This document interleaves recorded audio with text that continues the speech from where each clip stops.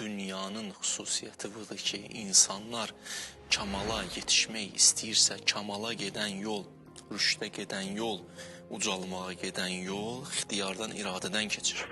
Və əziz Allahımız da bu yola ilə qərar verib ki, sən bir addım atanda Allah 10 addım sənə tərəf gəlir. Və sənə peyğəmbər göndərir, imam göndərir, kitab göndərir, ağıl verir, vicdan verir, fitrət verir. Bütün kövn-i aləmi də sənin leyhivə tərəf döndərir. İndi bu bəşər bu yolu getmir. Bu qüsur bu bəşərdədir. Onda gəlib belə çıxır, bu dünya yaranmayaydı. Onda necə olaydı biz bu aləm? Bu aləm özü belə qurulub ki, bəzi insanlar öz iradələri ilə səhv yola geyəcəklər. Nəyə ki, yalnız özləri səhv istiqamətə geyəcəklər. Yəsudduna ən səbilillah da olacaqlar, Allahın qabağında sədd olacaqlar o yolun qabağında. Haqq əhli də mübarizə aparacaq, bu mübarizədə kamal yoluna tərəf hərəkət edəcək, rüşd eləyəcək, ucalacaq.